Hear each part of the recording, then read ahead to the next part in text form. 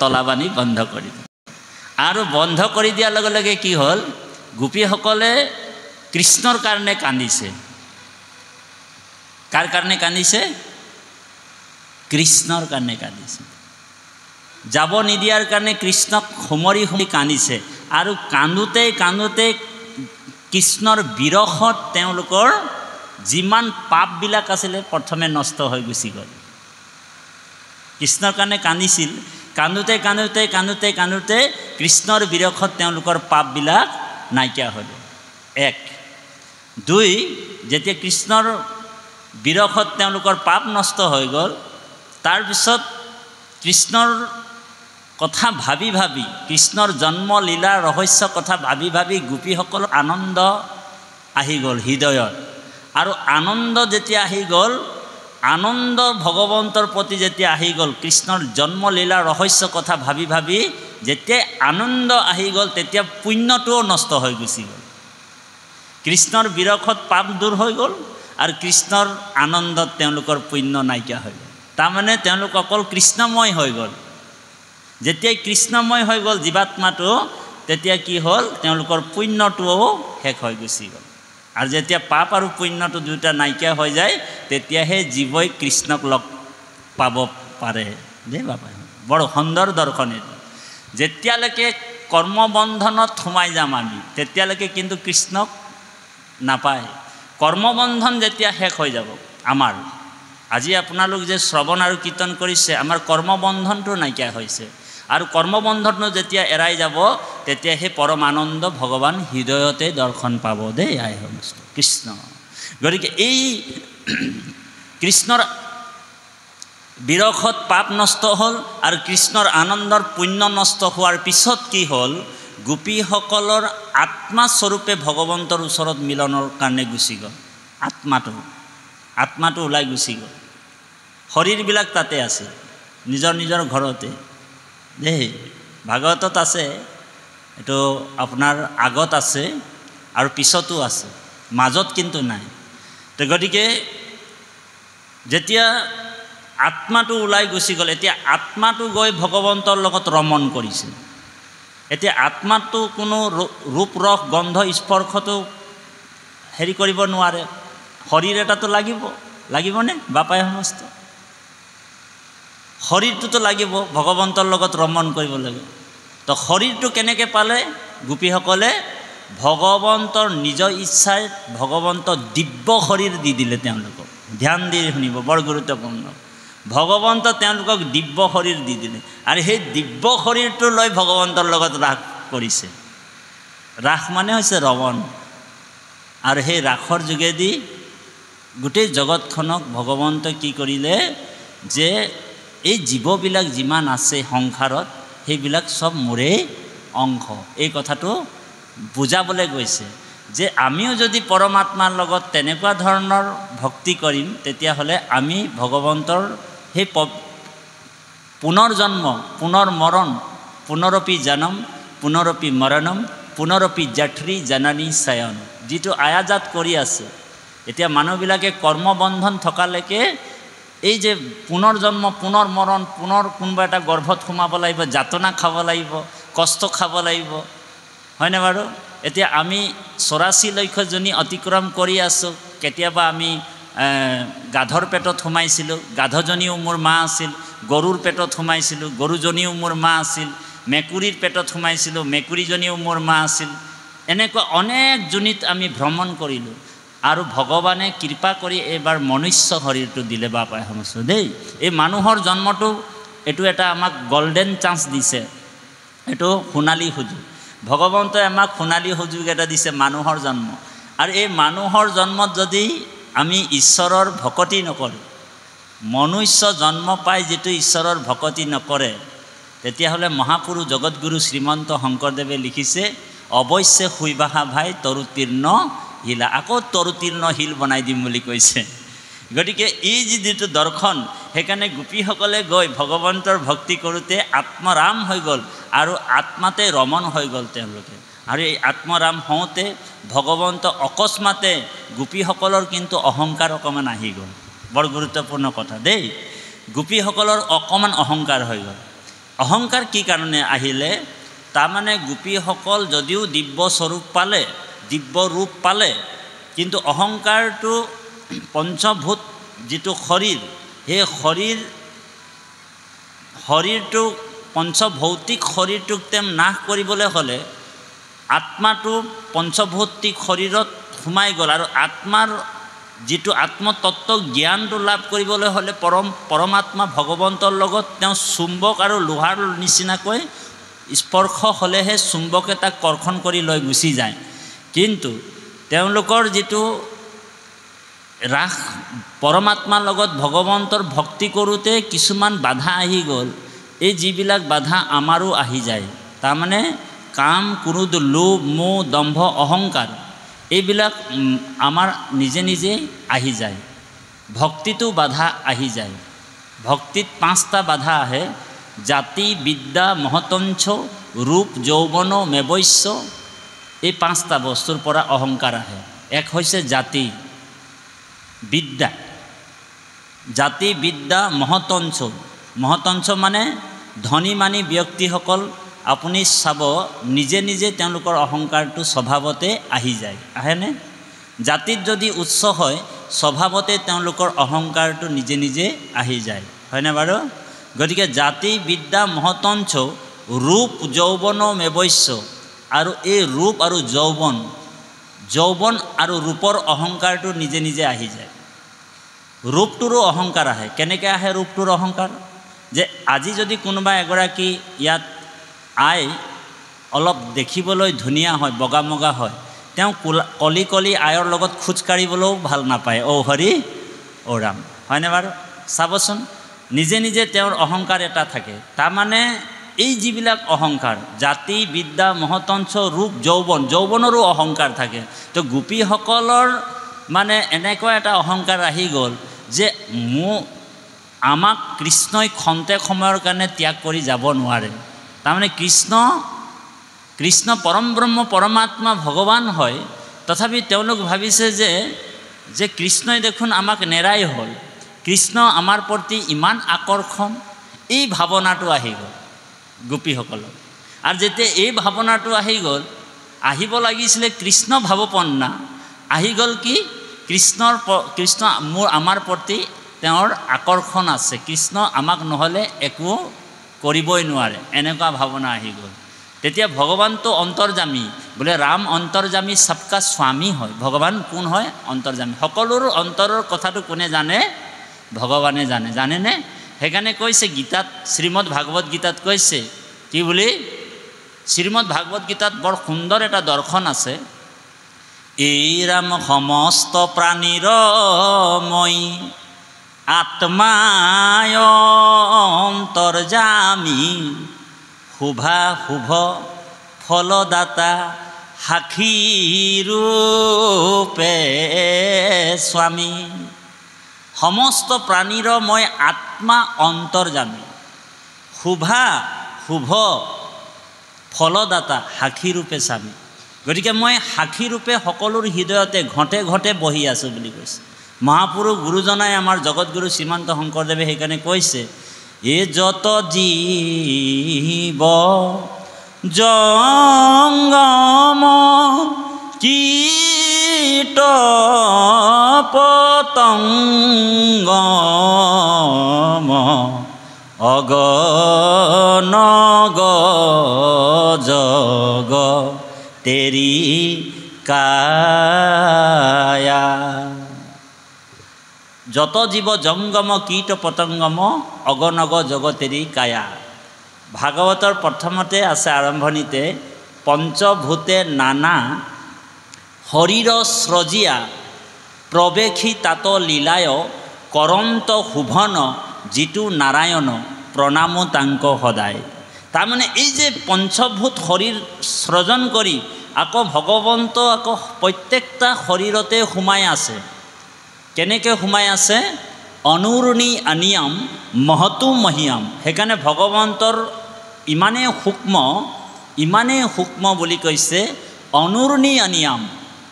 আজিলৈকে কোনো অনুবীক্ষণ যন্ত্ৰ বা কোনো দূৰবীণ ওলোৱা নাই যে ভগৱন্তক মানে দৰ্শন পাব পাৰে বা আত্মাক দৰ্শন পাব পৰা যন্ত্ৰ আজিলৈকে কোনো বিজ্ঞানো নিৰ্মাণ কৰি উলিয়াই দিব পৰা নাই।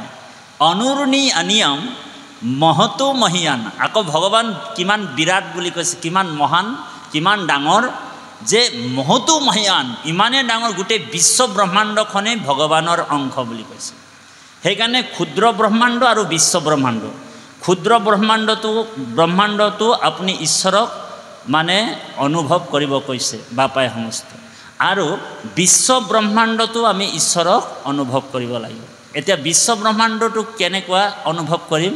এই যে গছ তৰুলতা পৰ্বত পাহাৰবিলাক দেখিছে, এইবিলাক ভগৱন্তৰ হাড়ি হয়, হাড়। এই যে আমাৰ হাড়বিলাক আছে নাই, তো ভগৱন্তৰ এইবিলাক হাড়। আৰু নদ নদী সাগৰবিলাক ভগৱন্তৰ নাড়ী হয়। চন্দ্ৰ আৰু সূৰ্য ভগৱন্তৰ নেত্ৰ হয়, চকু হয়।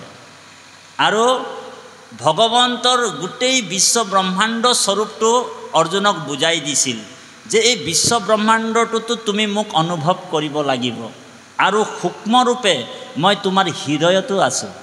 কেনেকৈ আছোঁ? অনুৰণি আনিয়াম মহতো মহিয়ান। তই অনুতকৈ অনু আৰু মহানতকৈ মহান। সেইকাৰণে ইমানেই সূক্ষ্মৰূপে ভগৱন্ত আমাৰ মানে ইঙলা পিঙলা আৰু সুষন্মা নাড়ীত তেওঁ মাজত ৰৈ কিনি উশাহ নিশাহ দি আছে। এই যে আমি শ্বাসটো লৈ আছোঁ, এনেকৈ যে কৰি আছোঁ, এটা শ্বাস ৰৈ যোৱাৰ লগে লগে এই শৰীৰটো পৰমাত্মা বা আত্মা ওলাই গুচি গ'লে আমাৰ এই শৰীৰটো কি হ'ব? ভেল হৈ যাব। ভেল হ'বনে? ভেল হোৱা মানে কি? বিষ্টা পলু আৰু ছাই। এই শৰীৰটোক ক'ৰবাত যদি পুতি দিয়া হয় তেনেহ'লে পলু হৈ যাব, হ'বনে? আৰু যদি ক'ৰবাত যদি জুই জ্বলাই দিয়া হয় তেনেহ'লে ছাই হৈ যাব। আৰু ক'ৰবাত যদি পেলাই দিয়া হয় তেনেহ'লে শিয়াল সিংহ বাঘে খাই কিনি এই শৰীৰটো কি কৰিব? বিষ্টা হৈ যাব। গতিকে এই শৰীৰটোত যেতিয়া অহংকাৰ সোমাই থাকে তেতিয়ালৈকে কিন্তু কৃষ্ণ দৰ্শন নহ'ব দেই। ঔ হৰি ঔ ৰাম। এই শৰীৰটো মই বুলি যেতিয়া ভাবি থাকিম, মোৰ ধন, মোৰ মাটি, মোৰ বাৰী, মোৰ ল'ৰা, মোৰ ছোৱালী, অকল মোৰ যেতিয়ালৈকে ভাৱ আহি থাকিব তেতিয়ালৈকে কিন্তু কৃষ্ণ দৰ্শন নহয়। আৰু যেতিয়া চব বস্তু ভগৱানৰ বুলি ভাবিব তেতিয়াহে ভগৱানক দৰ্শন পাব। সেইকাৰণে সংস্কৃত শ্লোকত কৈছে মম পুত্ৰ মম ভাজ্যা মম, অকল মোৰকৈ আমি মৰি আছোঁ, হয়নে বাৰু?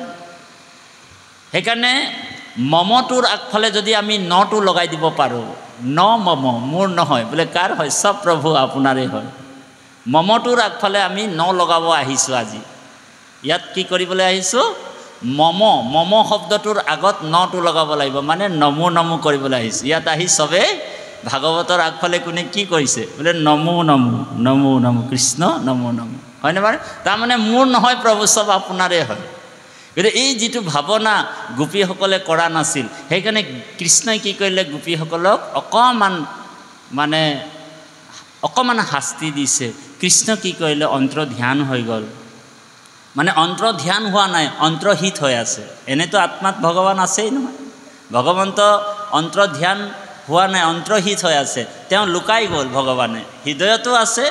আৰু সাক্ষাৎ তেওঁলোকক দৰ্শন দি থকা ভগৱানে তেওঁলোকৰ সকলো অন্তৰ্হিত হৈ সোমাই গ'ল। এই কথাটোকে কৈছে পৰম মোহন বংশী জাক চুম্বি তুলৈ নাদ বঢ়াবে সমক্ষ সুৰবি মহা সাৰ্বভৌম্য ৰাজাৰো শোকক লাগি জাক দেখি নযাওঁ আউৰ মতি লোকৰ সমস্ত শোক দুখ ভয় বিনাশ হয় দৰ্শনে মাত্ৰ কতে জাক জগতৰে মনোনীত হেনয় অধৰা মৃত দিয়া আহি জীয়ায়ো আমাক।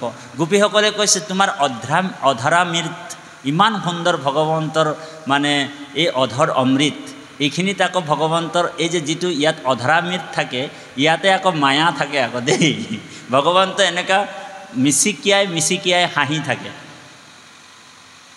ভগৱন্ত কৃষ্ণ চাব আপুনি, কৃষ্ণ ফটোতে চাওক, মূৰ্তিতে চাওক, য'তে চাওক, ভগৱন্ত মিচিকিয়া হাঁহি এটা মাৰি আছে। ইয়াৰ পৰা কি বুজায়? এই মিচিকিয়া হাঁহিটো যে ভগৱান মাৰি থাকে, এইটো গোটেই বিশ্ব ব্ৰহ্মাণ্ডখনক মুহি ৰাখিছে। এই হাঁহিটোৰে মুহি ৰাখিছে। এইটো মায়াৰ হাঁহি, বিষ্ণু মায়া বুলি কয়। আৰু সেই মায়াতে গোটেই জীৱ জগতক মুহি ৰাখিছে ভগৱান। গতিকে আমি সেই অধৰা মৃত্যক কিন্তু ভকতে আকৌ কি কৰে, ভকতে কিন্তু সেই পৰম আনন্দ ভগৱন্তৰ সেই অধৰা মৃত্যৰ যিটো ৰূপটোক ভকতৰ ৰূপ ভগৱন্তৰ ৰূপটোক কিন্তু ধ্যানত আনিব পাৰে।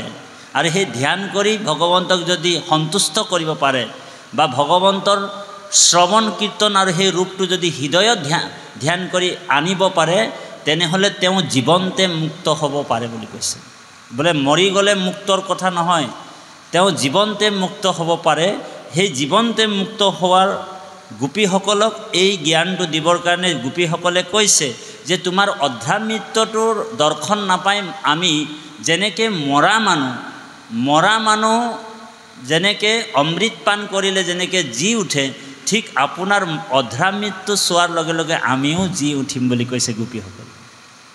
তুমি এবাৰ আহি কিনি আমাৰ আগত মাৰি দিয়া, ভগৱন্তক কৈছে গোপীসকলে দেই। তাৰপিছত কৈছে কান্দিয়া কাৰ্পুণ্য কৰি গোপীগণে গাৱৈ গীত। প্ৰত্যেকটা অংগক কিন্তু পদুম ফুলৰ লগতেহে ৰিঝাই বুলি কৈছে, মানে তুলনা কৰে। কিহৰ কাৰণে? ভগৱন্তৰ এই নেত্ৰটো পদুম ফুলৰ লগত পদ্ম নেত্ৰায় বুলি কয়। পদ্মৰ নিচিনা, যাৰ পদ্ম লোচনটো মানে পদ্ম ফুলৰ পংখুৰিৰ নিচিনা। সেইকাৰণে সেই যিটো কুন্তীয়ে স্তুতি কৰিছিলে এইটো ভাগৱতত আছে।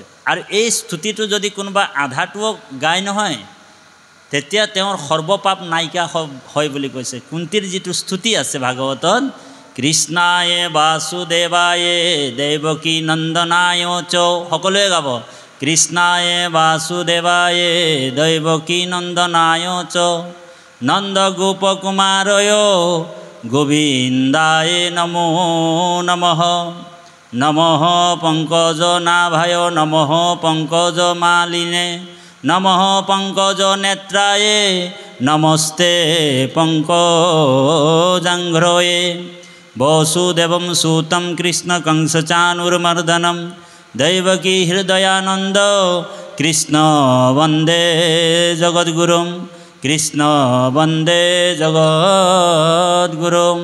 এই কৃষ্ণৰ যিটো প্ৰত্যেকটা অংগ প্ৰত্যংগ ৰূপ কুন্তীয়ে স্তুতি কৰোঁতে ভগৱন্তক স্তুতি কৰিছিলে।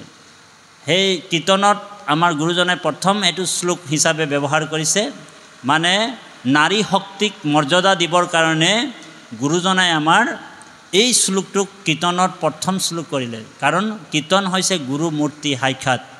শুনিও মাধৱ মূৰ থাকিবাৰ থান, কীৰ্তন দশম মূৰ মূৰ্তিৰ সমান, ঘোষা নামে শাস্ত্ৰখানি তুমিও লিখিবা, ঘোষা ৰত্নাৱলী মধ্যে তুমিও থাকিবা। মহাপুৰুষ জগতগুৰু শ্ৰীমন্ত শংকৰদেৱে আজিও আমাৰ মাজত আছে। ক'ত আছে? কীৰ্তন আৰু দশমৰ মাজত আমাৰ গুৰু আমাৰ লগতে আছে। যাৰ ঘৰত কীৰ্তন আছে সেই ঘৰতে সাক্ষাৎ মহাপুৰুষ শংকৰদেৱ গুৰুজনা আছে।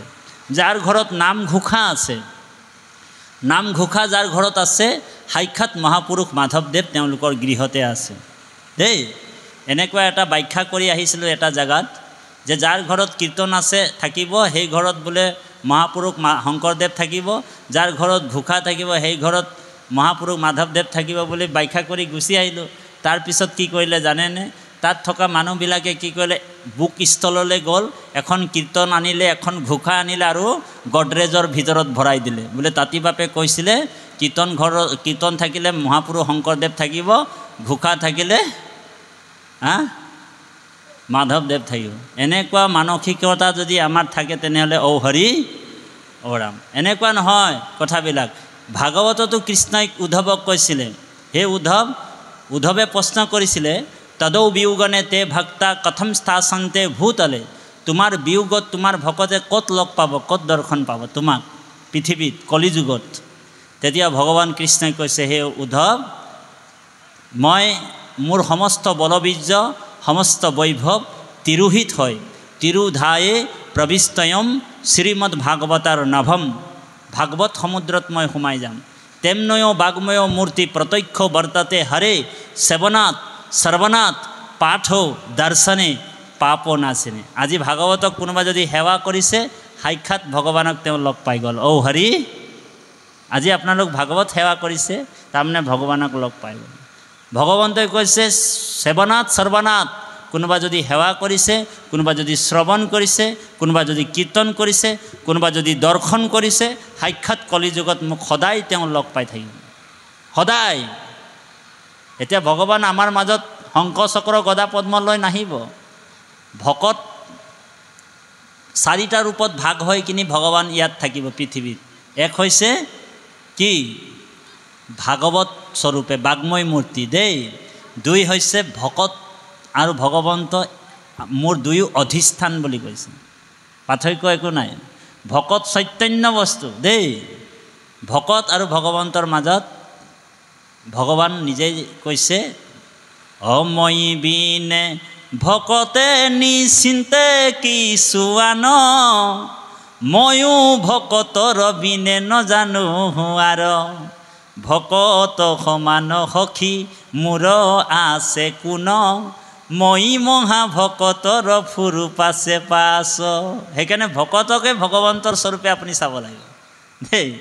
বোলে মানুহে ভাবিছে ভগৱান আৰু ক'ৰবাত নামঘৰত সোমাই আছে, ভকতজনক কৃষ্ণ বুলিও নকয়, সেৱা এটাও নকৰে, কিন্তু মুখ হ'লে ভগৱানে কৈছে, মুখ হ'লে বোলে তাল এযোৰ লৈ বোলে পূৰা জোৰ জোৰ কোবাই, খোল লৈ আৰু জোৰ জোৰ কোবাই কৃষ্ণক ভজি থাকিলে নহ'ব। সেই ভকত সেৱাটো মূল বস্তু। কৃষ্ণক পাইবাৰ জানা ভকতেহে পন্থা, এহি মানে কহে গীতা ভাগৱত গ্ৰন্থা। কৃষ্ণক পাবলৈ হ'লে প্ৰথম এপ্লিকেশ্যনখন, আবেদনখন আমি ভকতকে দিব লাগিব, বা পাই সমস্ত। সেইকাৰণে ভকতক পায়া যিটো নকৰে হৰিষ, ভকতক পাই যাৰ আনন্দ নাই, সাক্ষাতে কৃষ্ণক পাই কৰিবেকে কি ক? কৃষ্ণক পাই তেওঁ কি কৰিব? সেইকাৰণে ভকত 1, 2 নম্বৰ হৈছে বাগ্ময় মূৰ্তি ভাগৱত। কলিযুগত 4টা ৰূপত ভগৱানে ভাগ হৈ আছে। 3 নম্বৰ হৈছে মনোময় মূৰ্তি, ভাই বোলা মুখে ৰাম, হৃদয়ে ধৰা ৰূপ। ভগৱন্তৰ স্বৰূপটো আনিবলৈ চেষ্টা কৰিব লাগিব। যেতিয়া আপুনি নামঘৰত আসন পাৰি বহিছে, ভগৱন্তৰ ৰূপটো ধ্যান কৰিব দেই। মনত ৰাখিব কথাটো, আজিৰ পৰা ভগৱন্তৰ ৰূপটো ধ্যান কৰিব। এই স্বৰূপটো আমি যে এতিয়া যে গালোঁ, এই যে ভগৱন্তৰ ৰূপটো ইয়াত বৰ্ণনা কৰিলে, এই ৰূপটো ধ্যান কৰিবলৈ কৈছে। কীৰ্তনত আছে ধ্যান বৰ্ণনত 2টা কীৰ্তনেই গুৰুজনাই লিখিছে, সেইটো কাৰণে। তাৰপিছত মন্ত্ৰময় মূৰ্তি। সেই মন্ত্ৰময় মূৰ্তি কি? ৰাম নাম কৃষ্ণ নাম, সেইটো হৈছে মন্ত্ৰময় মূৰ্তি। সেই ৰাম নাম কৃষ্ণ নাম হৈছে ৰাম কৃষ্ণ নাম অভেদ কবচ, সদায় যিটো জন পিন্ধৈ, 3 গুণ বৃত্তিছয়, অস্ত্ৰৰ পহাৰে আৰু তাক নিবিন্ধৈ। তেওঁ কোনো অস্ত্ৰ শস্ত্ৰ পিন্ধিব নোৱাৰে। এই যিটো সত ৰজ তম, যিটো মায়াৰ যিটো বৃত্তি আছে, যিটো কাণ আছে, তাক বিধিব নোৱাৰে বুলি কৈছে। সেইকাৰণে ভকতে কি কৰে? ৰাম কৃষ্ণ নাম অভেদ কবচ হিচাপে লৈ লয়।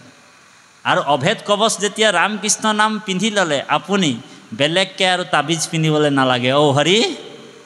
বহুত মানুহে আকৌ ভগৱানৰ ওচৰত শৰণ লৈছে, কৃষ্ণত শৰণ লৈছে, ইয়াত এটা তাবিজ পিন্ধে। কিছুমান আকৌ লুকাই কিনি পিন্ধে ইয়াত কঁকালত, কোনো নেদেখিব বুলি। এনেকুৱা তাবিজ পিন্ধি আমাৰ লাভ নাই। আপুনি মেইন তাবিজটো পিন্ধক, যিটো ভক্ত প্ৰহ্লাদে পিন্ধিছিলে, হয়নে বাৰু? হিৰণ্য কশিপুৰে প্ৰহ্লাদ পুত্ৰক নানান দুৰ্গতি দিলা, হৰিৰ নামৰ প্ৰভাৱে তাহান লোম নলৰিলা বুলি কৈছে। হৰিৰ নাম লওঁতে তেওঁৰ লোম এটাও লৰাব নোৱাৰিলে। পাৰিলেনে? নোৱাৰিলে। গতিকে সেই হৰিৰ নাম তাবিজটোহে আমি পিন্ধিব লাগিব। এতিয়া আমি ইয়াত ৰছী, ইয়াত তাবিজ, ইয়াত আমুক পিন্ধি আমাৰ লাভ নাই, একো লাভ নাই। আপোনাক ৰাখিব নোৱাৰে। হৰিয়ে নাৰাখিলে আপোনাক জৰিয়ে ৰাখিব পাৰিবনে বাপাই সমস্ত? নোৱাৰে। গতিকে আমি আজি এই ভাগৱতৰ যোগেদি এইখিনি কথা আমি শুনি আমি আমাৰ অন্ধবিশ্বাস আৰু আমি আমাৰ যি কুসংস্কাৰবিলাক আঁতৰাব লাগিব। ভগৱন্তৰ প্ৰতি আমাৰ সুদৃঢ় বিশ্বাস আনিবৰ কাৰণে আজি ভাগৱতৰ অনুষ্ঠানলৈ আপুনি মই আহিছোঁ। সুদৃঢ় বিশ্বাস। বিশ্বাস 3 প্ৰকাৰ। এটা হৈছে অকল বিশ্বাস, 2 নম্বৰ দৃঢ় বিশ্বাস, 3 নম্বৰ সুদৃঢ় বিশ্বাস। গতিকে বিশ্বাসে মিলয় হৰি, তৰ্কে বহু দূৰ। বিশ্বাসতে ভগৱন্তক আপুনি লাভ কৰিব পাৰিব। যাৰ বিশ্বাস নাই তেওঁ ভগৱন্তক লাভ কৰিব নোৱাৰে। যাৰ মানে যিটো জীৱ উপলব্ধি নাই, যাৰ ভাৱনাটো শুদ্ধ নহয়, সেই জীৱই কিন্তু সেই জীৱটোৰ কেতিয়াও সংস্কাৰো নহয়। সংস্কাৰ এইটো সংস্কাৰী জীৱ হ'ব নোৱাৰে। সেইকাৰণে উপলব্ধি যে কৃষ্ণ আছে, আমাৰ লগত আছে, তেওঁ আশে পাশে আছে, আমাৰ হৃদয়ত আছে, এনেকুৱা ভাৱটো আমাৰ আহিবই লাগিব। দে বাপাই সমস্ত কৃষ্ণ। গতিকে আমাৰ উদ্যোক্তা মণ্ডলীক আমি ছিগনেল দিওঁ, আধা ঘণ্টা আৰু চলাবৰ কৈছে, কাৰণ সময়ৰ প্ৰতি লক্ষ্য ৰাখি আমি আৰু আধা ঘণ্টা পাত ভাগি লৈ যাওঁ। আপোনালোকৰ মাজত আৰু এষাৰ নাম দিব লাগিব, আমি সকলোৱে ল'ব নাম এষাৰ, কৃষ্ণ। ই ৰাম আৰু কত নখ